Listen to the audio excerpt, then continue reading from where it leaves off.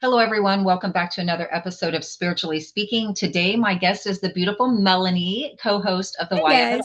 All. Remember her from last week. Welcome back, Melanie. It's great to see you again.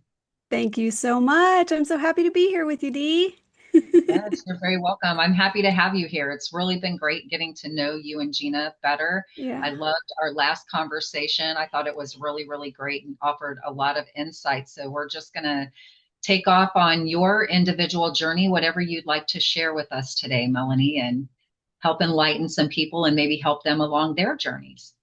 that's great. That's the whole point, right? Is we just come here, we make connections, and we see what we can get out of each other to provide something that's going to be of support to others, right? Yeah, yeah, very much How can we so. be a better contribution to humanity and with whatever tools and reference points we have? I love it. Yeah, it's great. And we talked last time actually about lifting each other up and supporting each other Yeah. in this way. So I love that we're coming back around to this topic again. Yeah, absolutely. Absolutely. All right. Well, how did you get on your spiritual journey? Would you like to share with us some of your journey today? Absolutely. Sure. I'll walk you back to the beginning. I think that, and we might have talked about this a little bit on the last episode that Gina was on with us, but I think that some of us come in to these embodiments with a purpose. And maybe we all come in with a purpose, but maybe some of us are more maybe purpose driven, or we sign up to have a series of experiences that are going to truly challenge us to Mm. generate as much spiritual expansion as possible. And I think I was one of those people. Um, you know, my mom tells stories about how when I was very, very little, I was afraid of everything, like just incredibly insecure. She said that even things like strange things, like going down the stairs one step at a time backwards until way past the age when most littles would be doing that. Just always very tentative, very insecure, which is odd because I grew up in a really, really loving, supportive family.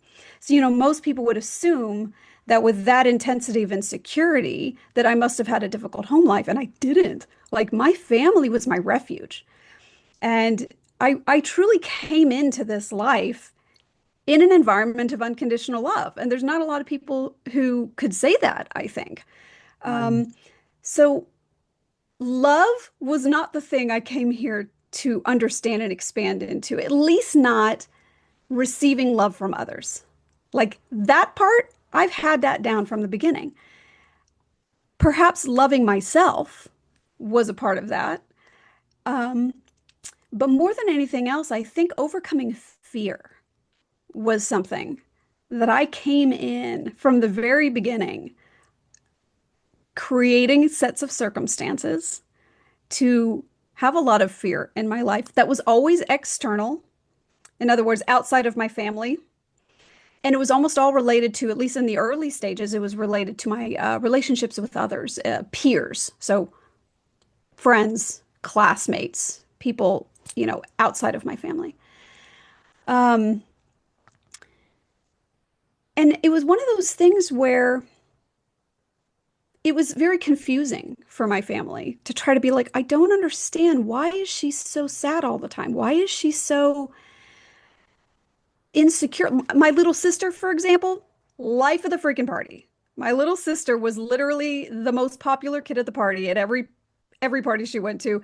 I remember when she was in elementary school, they had a list on the blackboard of who got to sit next to Rochelle at lunch because all the other kids would fight over it. And here I wow. was just wishing I had a friend, but at the same time being so um, completely immersed in my own fear of what other people thought of me, Mm. you know? Um, and we grew up in the same home. Now, I do understand that, there's a big difference in the way parents often will parent between the first kid and the second kid. You learn a lot from the first kid and you do better with the second kid, but there really wasn't that big of a gap between my sister and I. So, again, we come in to conquer different things. You do. So, moving through childhood and adolescence, by the time I was in my early to mid-teens, I had already started developing serious health issues. Like all of that fear and insecurity had already started getting crammed into my physical body by then. Wow. Um, my family did at one point um, basically come to the point of is like, okay, we have two choices. We can either put her in therapy or we can maybe get her a horse and have her try some competition and see if that increases her confidence level a little bit. Thankfully, it did to a degree. Thankfully, showing horses, being able to focus my energy on that because it was basically other than school, showing horses was like a full-time thing for me. We had the horses in our backyard. I was able to do all the training back there myself, and then traveling around and winning at horse shows. It did do pretty well in terms of raising my confidence level enough to get by. But I hadn't actually healed anything. I hadn't actually processed through anything. It was just sort of a masking, and it was a sort of acquiring skills to be able to fake it, right? And Mm. I was still cramming all of that fear, all of that insecurity and self-doubt, I would say. I don't know if I ever had self-loathing, but it was certainly self-doubt, Mhm. right? And fear about what other people thought of me. And continuing to cram it into my body such that I started having chronic infections. I started having chronic immune system issues. And by the time I was in my mid 20s or so, it already started turning into chronic pain. Now, at that time, let's jump to like mid 20s or so. I had a really profound experience where one of the chronic ailments that I had been suffering from, it was basically the complete shutdown of my reproductive system. Like I was in my late teens, early 20s and just stopped having a period. Wow. And I had um, been seeing different specialists and trying all their treatments and using their medications and doing everything, and nothing helped. I had exhausted all of my options. And out of a last ditch, desperate attempt to find a solution, I tried acupuncture. And it cured me overnight. I woke up the next morning and started my period and never had a single problem with my reproductive system ever since. And that was sort of a big pivotal moment for me in multiple ways. One, I did a career shift at the time. I had been studying to become a dental hygienist, and I immediately shifted over to acupuncture school, got my license, graduated, opened my own practice. But it also was the first moment I realized that first of all, conventional medicine, it doesn't have the answers for everything, which is funny because you and I kind of briefly touched on that before we hit record. Um, and it started me down a path of being the healer. Well, what happens when you are the healer, anybody who's in healing arts understands there's this thing that we talk about, heal thyself. Yes. And so this was something that was highlighted for me. I was always incredibly effective in clinic. I had incredible clinical success rates treating all kinds of conditions, but I still had my own shit. I had my own shit that just didn't seem to go away. And as the years went by, even though I was living a very, very healthy lifestyle in terms of diet and movement, um, engaging in my passions, things like that, I still had all this deep shit inside that I wasn't really fully addressing. Even though I, by that time, had started out on a path of spirituality, that's when I first started looking into things like law of attraction work and we talked a little on the last episode about access consciousness and like a dozen other different modalities that were either consciousness work or energy work. I was doing a lot of hands-on healing and entity clearings and all kinds of stuff. So as the years went by, for some reason, even though I was able to take all of this information, and in some stages during that, I was very light. And I was able to project inner light and be a source of healing for others.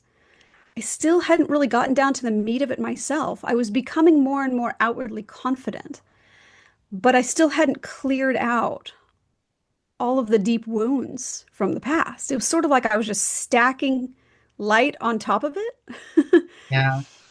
Um, and so I'm going to skip quite a bit of it here, but once I got to my early 30s, just about mid 30s, I think I was 34 or so. My husband and I had just gotten married. We got pregnant right away. And 20 weeks into that pregnancy, we got the diagnosis that it was a terminal pregnancy. And we fought that hard. We were not willing to accept it at all. We traveled all over the country seeing the best perinatologists we could find. Spent 14 weeks spending a small fortune to try to do everything we could do, including multiple amniocentesis and all, giant needle going in and testing everything and all this imaging, and only to get to the point where once again it was confirmed for us there is nothing we can do. But because at that point, the laws being what they were, I basically had to just carry this kid to full term, Wow. knowing that I wasn't going to take him home after birth. So going through the process of giving birth to an almost full term infant and not being able to take him home, as you can imagine, was soul crushing. It was one of the I can hardest things. imagine. I have Yeah, goosebumps. yeah.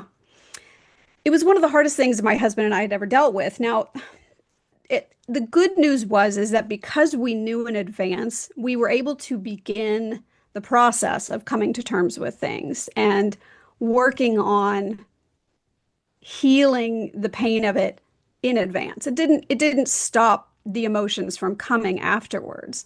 It Right. didn't stop us from having the grief. But we were able to sort of pre-process the grief to some degree. And luckily, at that point, I had a lot of people in my life who were healers. I had a lot of people in my life who could be supportive for me as guides to help me move through it. And luckily, I had learned at that point already the importance of processing the emotions. Mm. And so what my husband and I did as we moved through that experience was we would allow the feelings to come up, however intense they were. And we would allow, and that would just look like, uncontrollable crying in the, grocery store parking lot, for example. Yeah. And we would just let the feelings come out whenever the feelings needed to come out. And for me, it would feel a bit like a valve. It would be like a valve opening up and the outpouring of emotion. And then once I would feel the emotion begin to subside, I would go, okay, that's all I need for today. That's enough. In order to not allow myself to just marinate in the shit. Because I knew that if I did that, it was going to be really hard for me to get out of it. So every Yeah. single day, sometimes it was 2 or 3 times a day, allow the feelings to come out with no judgment, no resistance. Didn't matter where I was. If I was somewhere public, I would just go find a bathroom, sit in a bathroom stall, let the feelings come out, process fully. And then as soon as I noticed that they were starting to subside, I would be like, okay, enough. And then I would just move right on with my day. And Dee, we did that for 4 months. And at the end of 4 months, my husband and I were shocked when we had a conversation. We looked at each other and to check in and just say, how are you doing? And we were surprised that both of us were actually doing pretty good. Like, how many people after losing a child are feeling pretty okay at 4 months? Like, I know people who, yeah, I know people who had miscarriages very, very early in their pregnancy who are years later still not okay. Right. And so, yeah, and there was other things that were happening in that. I was doing a lot of meditation. My mother, who's a phenomenal energy healer, was coming over and doing treatments with my husband and I both. So there was other stuff going on there as well. But um, after 4 months, my husband and I were really surprised that we were ready to try again. And we did not see that coming at all. Like we had both had multiple conversations where it was like, we're not going down this road again for a while. But at 4 months, we had that inner guidance, that inner pull to be like, no, it's time. And Yeah. me being the woo-woo person that I am, I had had multiple, and I can talk about this with you. I can't talk about this with many other people, but I think you and your audience will appreciate this. I had had a number of conversations with the child that we lost after he Mm. crossed over. Oh, And he that's so came in on, powerful.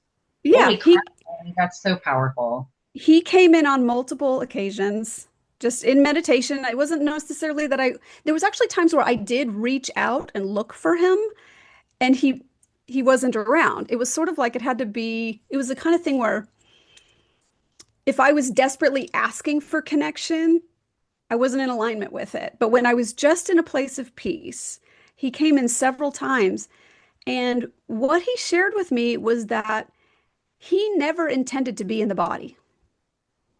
That was Mm. never ever part of his plan. He came in through me for me. And it was not about him. It wasn't about the body, that this wasn't actually a loss, that this was pre-planned and pre-arranged and pre-orchestrated from the very get-go, before I even came into this embodiment. And that I wouldn't understand the why of it until much later.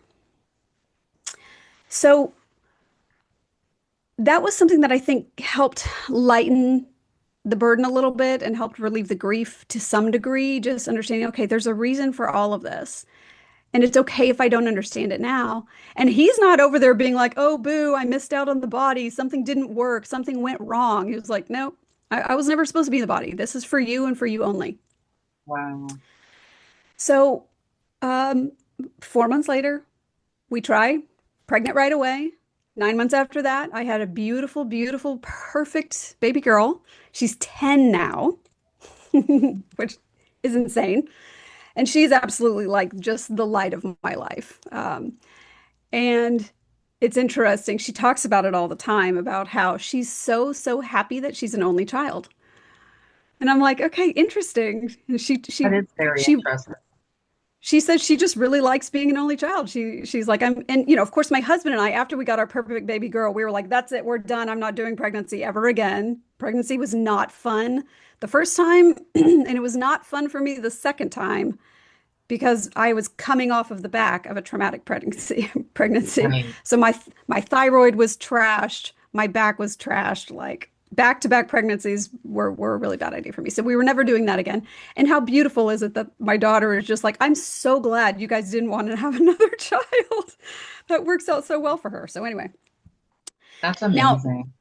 during the last 10 years of being a mom, raising a daughter, I did quit my acupuncture practice the day that she was born. I was literally had to cancel patients. I was treating patients up until the day she was born.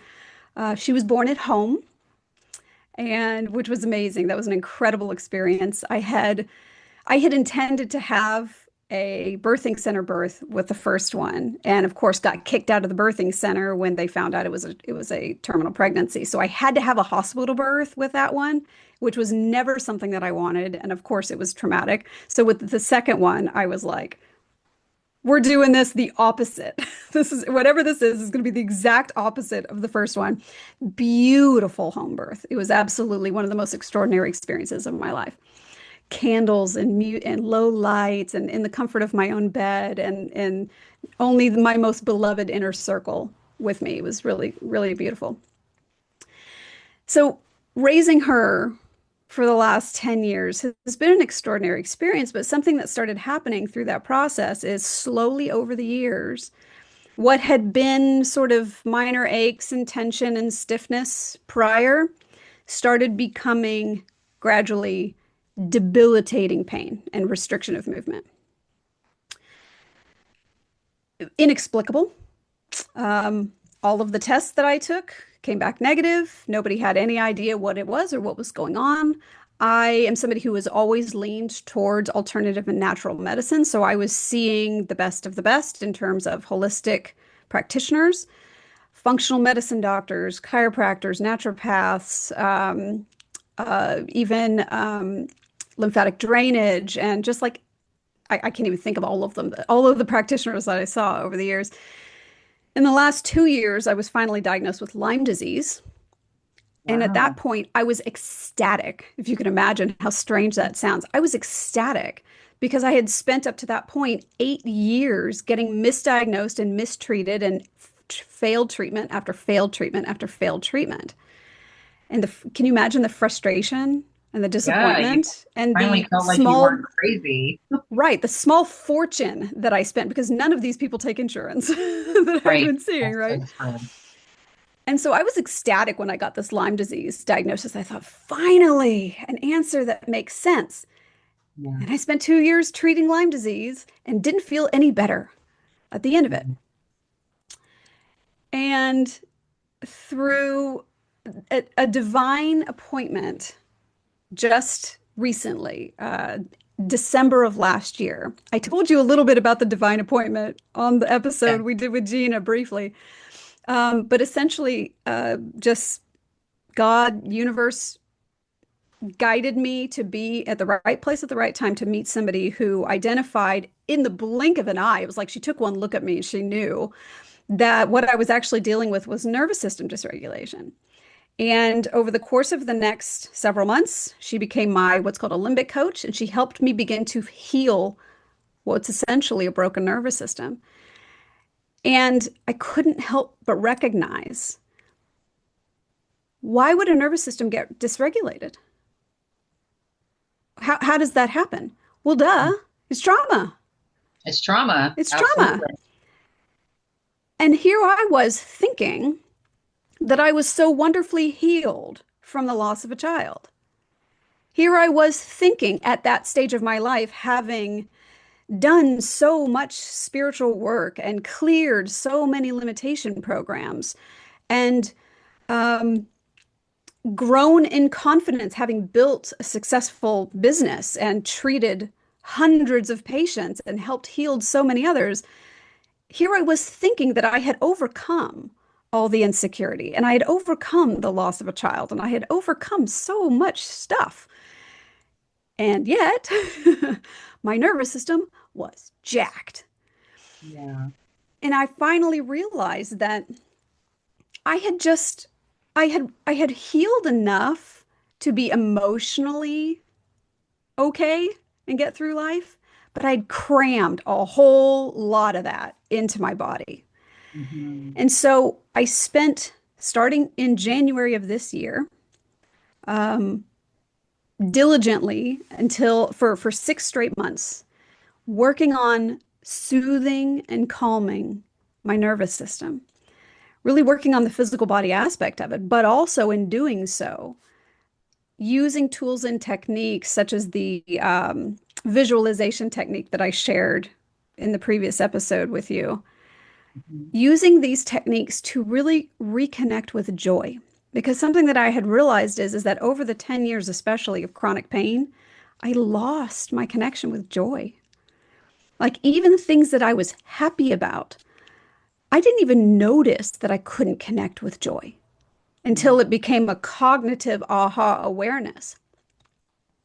And so these visualizations that I would do, I can kind of briefly recap it again for anybody who didn't see that other episode, but essentially you use visualization techniques such as revisiting a memory from the past or imagining a scenario that you would like to experience in the future, where you use all five senses to really, really squeeze the juice out of the joy of this visualization. So I'll use a future one in this case, like imagining my dream home and the feeling of walking across the threshold when I'm with the realtor and we're doing a showing and walking in and feeling the goosebumps of knowingness that this is my house Yeah. and feeling the temperature in the room and noticing the light coming through the windows and just feeling the sensation that my body gives me. I'm a very,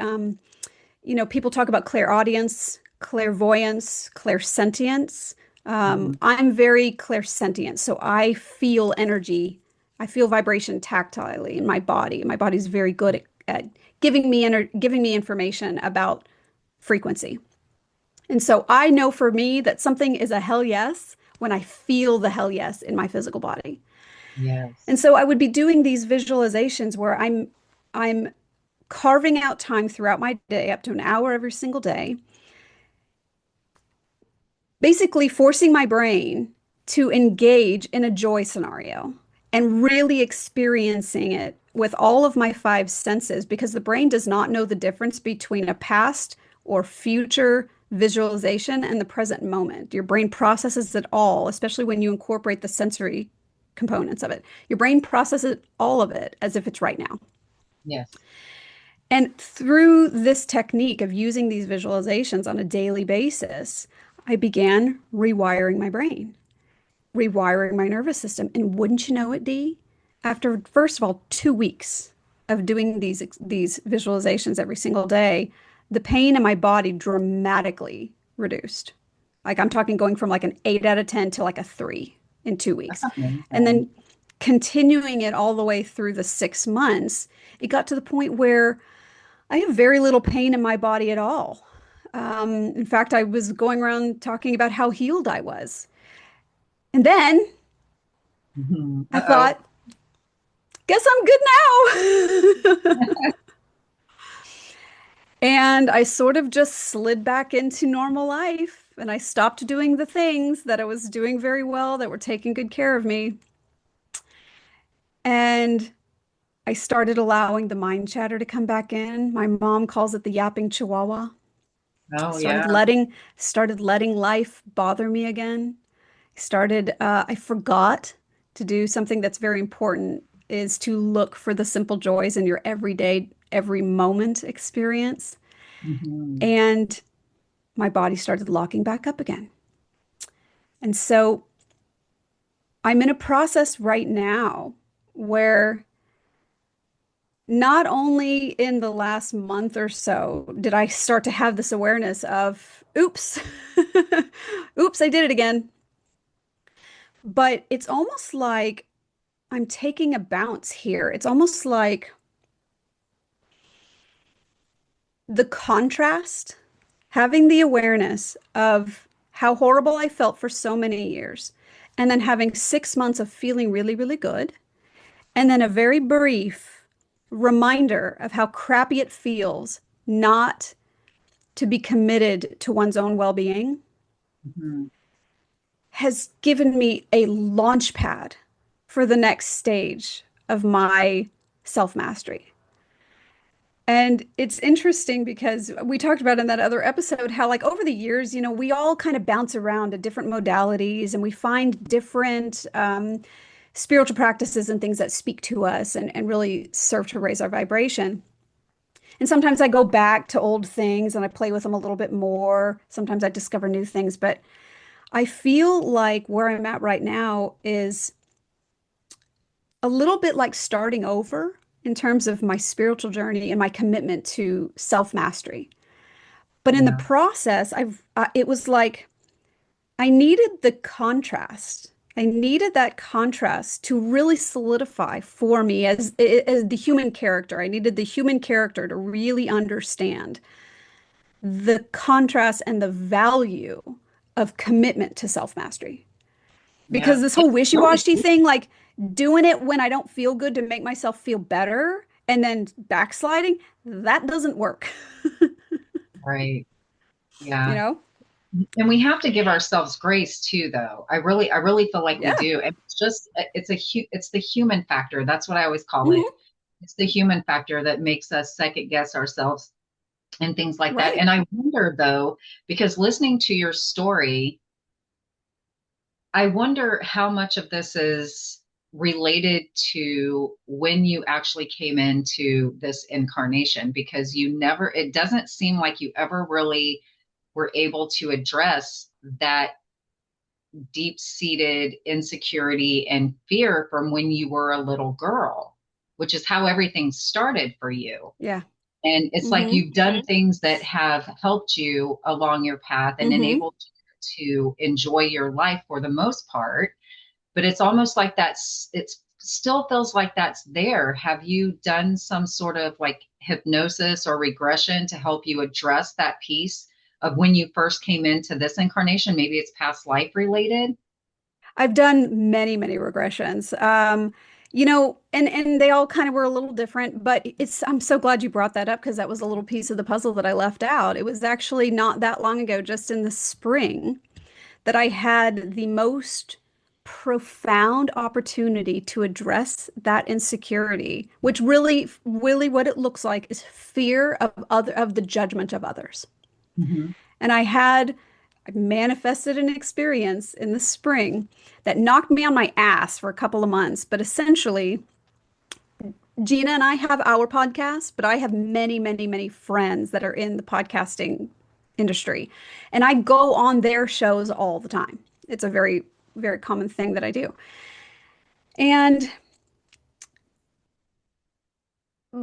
long story short, there was one particular person who I looked up to very, very much. And he ended up having a conflict with some other show hosts that I look up to very much. And somehow I got caught in the middle of it as friends with all sides. And in my refusal to take a side, one party involved there decided I was horrible and I must be part of the bad guy team. Oh boy. And that was really, really hard for me to process because it was the biggest trigger of being judged by somebody else that I've ever experienced. In this case, because it was somebody I really, really looked up to, somebody I had a lot of respect for. And as I processed through that experience, it took a number of weeks. I mean, I tailspin hard on that. It took a number of weeks to get through it. But what I was able to get to, I think in large part because at the time I was still very, very actively doing all of the limbic work, right? I was able to finally get to the point where, holy crap, for the first time in my life, if somebody is going to judge me for choosing not to engage in drama and to remain neutral and in a state of loving allowance for everyone, if they're going to judge me for that, number one, they're not my people. Right. Number two, they don't know me at all. And number three, it's not to do with me at all. It's that's them. That's not me. And I actually was able to integrate that. I was actually able to finally wrap my brain around that. It seems like such a simple concept for somebody who is not, you know, insecure from a child. Um, and having that experience was life altering for me.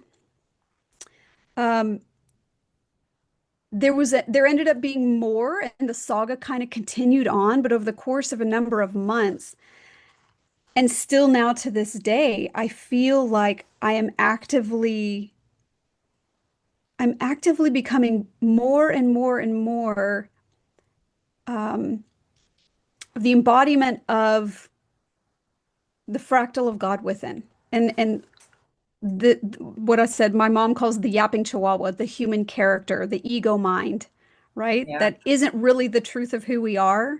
It's just sort of the avatar, you know, it's the meat suit and the avatar and everything else. It's not the divinity within us. The quieter and quieter that voice is getting. And so it's not an Yeah. overnight thing. But one thing that I know to be true now, especially since recently sort of reconnecting with spiritual concepts and philosophies like I am presence type work, Mhm. I'm beginning to actually have so much appreciation for everything that I've been through. And even, what appears to have been coming in to this embodiment in pain and in fear from the very moment I was born, even though, thank God I had a loving, wonderful, supportive, unconditional family. Thank You're God for so that. blessed. You're so Yeah. blessed for that. Um, I'm starting to recognize and have appreciation for all of it. And I Yeah. wouldn't say that I ever did victimhood. I wasn't ever, I knew from the beginning victimhood wasn't accurate. That wasn't correct. It was sort of, uh, but there was shame and guilt, I think, that was wrapped up in this. But I never blamed anybody else for my experience. I was too busy blaming myself. Right? Yeah. Right? Yeah. Well, Right. it'd be a lot nicer if more people could take personal accountability that way. Yeah. Yeah. It's, In my case, I just heaped loads of shame on myself. yeah, I'm But not now I'm saying that starting to at all by any stretch. that was too We should far on the endeavor other end not of the to do spectrum. that. You're I right. talk about internal dialogue a lot, and I love Yeah. that you brought up how this person is someone who meant a lot to you, that you looked up to, because I feel like it's really important for people to understand. I call those people power players in our Hmm. lives. They can be people like that friends who we look up to. They can be parents, children, siblings, best Yeah. friends, whatever. But I call them power players because we look up to them so much, Yeah. because we value them so much, we give them more power to Yeah. hurt us, their opinion. And the bottom Right. line is, like you said so beautifully earlier, it's honestly not about us. It's about them and what they Right. are choosing in that moment. Because your attitude was, I love you both. I care about you both. And I'm just going to step back here and let you guys do your thing if that's what you feel like you need to do, because I don't want to be involved in that. It takes a lot for someone to do that, for someone not to become involved in the drama. I've done that myself, just stepped back and said, Nope. no, I don't Yeah. do that anymore in my life. There Yeah. wasn't I was more apt to be involved in that, but I don't do that anymore. I don't have the Yeah. time for it. I have more important things to do. So I love that you brought that up. And I hope that people will take away from this conversation that even though someone is a power player in their life, doesn't mean they have to own what they're saying as the truth. Absolutely. And so everything you said, 100%. And to add to it, where I've actually gotten to on it now is I have gratitude for him. Yes. I'm actually I'm actually thankful for him because it truly was the greatest opportunity I have ever had in my life to trigger that deep, deep insecurity wound that I've had my whole life. And my belief is that anytime we are triggered, that is a gift. It is a Yeah. gift. If you are triggered, it is not the other person's fault or problem for triggering you. It's because you have an unhealed wound that can be triggered. Yeah. So Or, this was, or I would just like to offer this. It can be that mhm, you're meant to be on a different path, because that's sure. how it's been manifesting in my own Hmm. personal life. Like I have these things, like I actually said to Steve this morning about this one particular friend of mine, that we were going to do all of these beautiful things together. And then now she's doing something different. And I'm not going to Hmm. give that away because it Yeah, tell me say who she right. is. But I said, I feel like I'm abandoned by her. And I know, because I keep getting pushed into Hmm. this direction, that I'm meant to do certain things by myself. Yeah, Even had another friend tell me that you're meant to do it yourself, Dee. And I was like, yeah, I know, I do know that. And at the same time, like I said to Steve this morning, even, is that this part of my journey is going to be kind of a lonely one. Even mm, though I'm meant to do it, I yeah, know that. So sometimes things like this happen to push us in the direction we're meant to go. 100%. So again, expressing that gratitude Yeah, that for her, that I'm being shown this one more time. I'm like, God, I'm stubborn. I've heard this so many times, Melanie. And it's like, I really am letting it sink in this time. yeah, It's really, and it's super powerful and it's scary as hell. I'm just going to say, like, I do have, I'm going to keep going anyway, because, like confidence and courage doesn't mean that you don't have fear anymore. It just means you go ahead and still right. do things. You do it anyway. Hmm. Here. Lisa Nichols always says, do Beautiful. it with your knees shaking. And I do feel like I have shaky knees right now, Yeah, but I'm going to go ahead and keep doing it. So I would like for people to understand yeah, that it can look a little bit different. It might not just sure. be that lesson like you got, it could be just to shove us in this other direction that we're meant to go. Either way, it's an opportunity. It So is. if you're in an uncomfortable if something in in your experience is bringing up discomfort for you, it's because there's something there. Yeah. So, and I think we all have to use our own intuition and our own inner guidance to figure out what is the gift, blessing, or opportunity in this discomfort. And Yeah. so for me in this case, it was you get the opportunity to finally freaking heal this Yeah. giant gaping wound that you've been tiptoeing around your entire life. But there Yeah. have been many cases where what the opportunity was the aha of a pivot Yes. or or just simply the recognition that okay, this relationship is not serving me anymore. That's Right. fine. Either way, there's an opportunity there for you. And unfortunately, most people just go into the it's your fault and you're terrible or this thing is terrible and I hate everything about it. And they just get stuck in the this sucks of it all Yeah. instead of doing the self-reflection and taking the bounce, looking for the opportunity that's there, that's available to them. So anyway, I'm feeling better in that department than I ever Yay. have. And I really, really, truly at this point am embodying, looking back. I'm 44 years old, looking back over the course of the last 44 years and starting to recognize how my inner being set me up perfectly for everything that's come in my life, Yeah. including the insecurity as a child, including the chronic illness as a young adult, including, all of the difficult things that I went through, when I had my practice up until the day where I closed it, and the loss of a child in between, and the last decade of chronic pain. Every single bit of it has served me because it got me where I am today, more in touch with the truth of who I am, the fractal of God within, having released myself to the greatest degree that I ever have from the burdens of living as the ego instead of living from truth, which is love. Yeah. And Yeah. so I'm grateful for all of it, and there's going to be more shit that's going to come. Like that's, there's never going to be an end to the catalysts. And that's what did you call them? The people, what did you say? The people you look up to who stir things Oh, up, power players. power players. I call them catalysts, but it's, similar things. They're people who are in your life to propel your growth, your evolution, your self-mastery forward. And it doesn't mean we have to like get hung up on who they are. It doesn't mean we have to get hung up on what happened. We can just recognize them for who they actually are, especially if you're dealing with, for example, like a narcissist or something like that. We have something that I learned many years ago. Stop me if you've heard this, but have you ever heard of the rattlesnake analogy for certain types of people?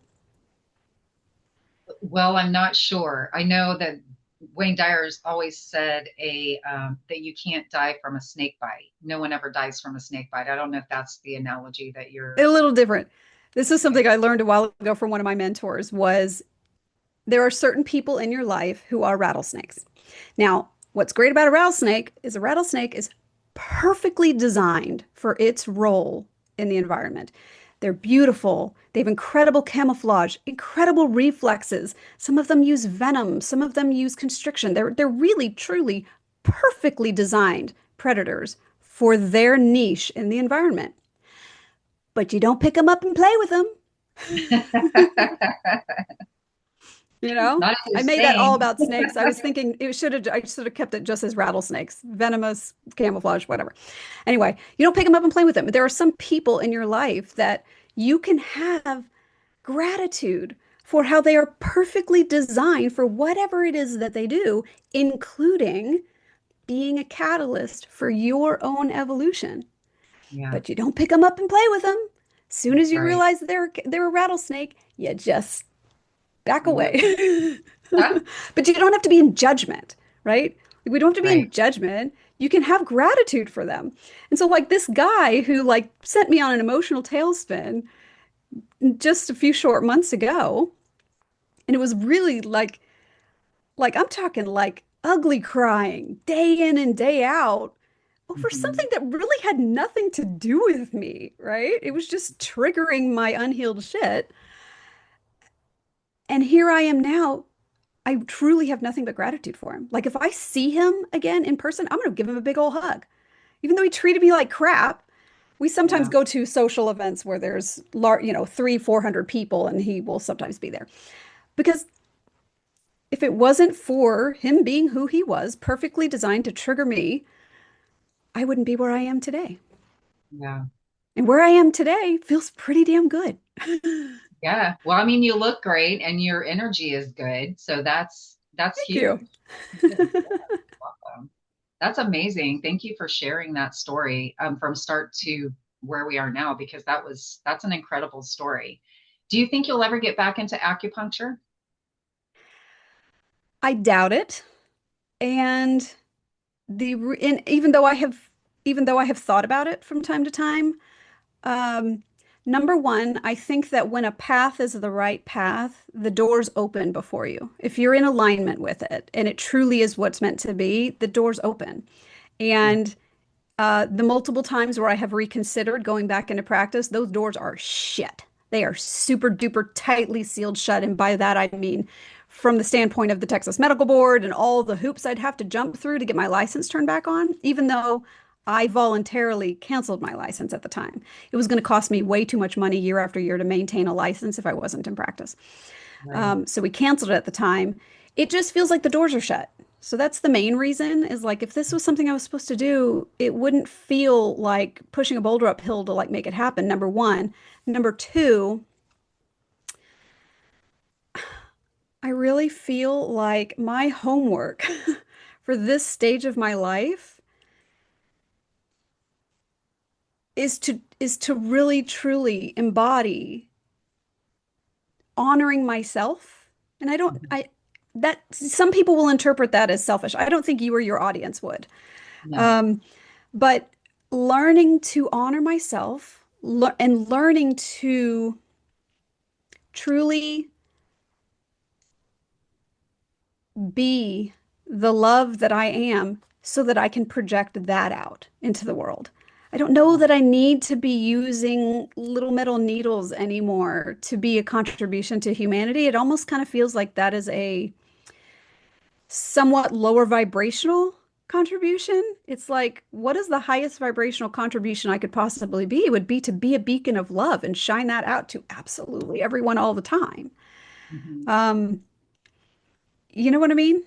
Yeah, Um, I do. I would like to get to the point where my nervous system is so calm that I can just be in a relaxed state of being a beacon of light and love for others, but also for myself, and even within my own home.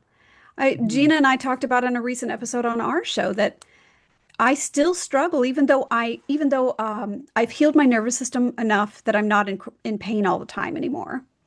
Certain things that I do will flare things up, but the inflammation Sure. comes down very, very quickly as opposed to previously, the inflammation just didn't come down at all.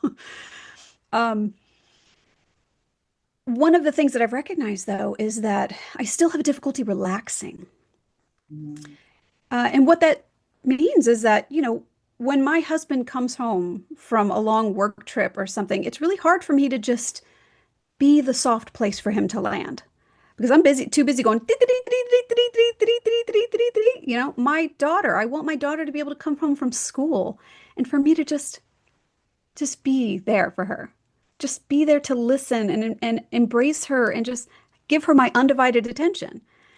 But I'm too busy doing because my nervous system still has a really hard time just being. Yeah, You know I what I was mean? like that a lot after I got out of Hmm. my last relationship because it Hmm. was everything, well, relationship before last. I forget I'm broke up again. But anyway, I'm single again, but it's okay. And I remember after I got out of the relationship, everything had to be just perfect. Everything had to be just perfect. And it was such a high stress situation that Hmm. I felt like I still had to carry on that. And when I got in a relationship with Steve, it was like I forgot to make the bed one day before he got home. And then when he got home, I was like, oh shit. I didn't make the bed. Like, I don't remember what I was doing, but I hadn't made the bed. And I was like, I'm sorry. He's like, what are you sorry for? And I'm like, because I didn't make the bed. He goes, you're apologizing to me because you didn't make the bed? Make the bed, don't make the bed. I don't give a shit. And I was like, whoa, Whoa. there's a life where it doesn't matter if I make the bed. Like, that's incredible. Like, it Yeah. was so incredible to me to realize. And it's like, at the end of the day, what's the worst thing that's going to happen if you didn't do one of those things?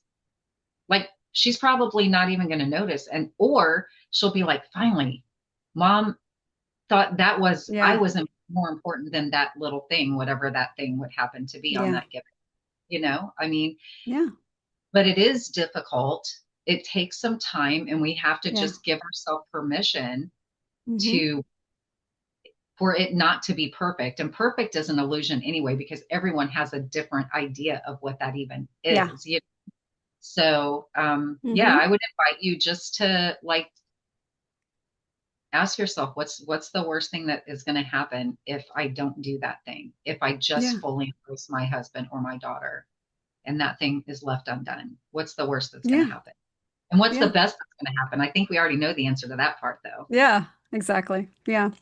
So it kind of feels like for me, this next part of my life is about learning not to do so much and learning to just be and be soothed in that and Yeah. soothe others in that. And that feels like my next big adventure. Yeah. Right? And that's a really Yeah. great one in the society that we live in where everything is go, go, Yeah. go all the time. And we're constantly inundated from every direction with everything unless we mindfully choose nature or quiet. Yeah. It's coming at us from all directions all the time. So I feel like that's a really huge piece, Melanie. I really Yeah. do. Yeah.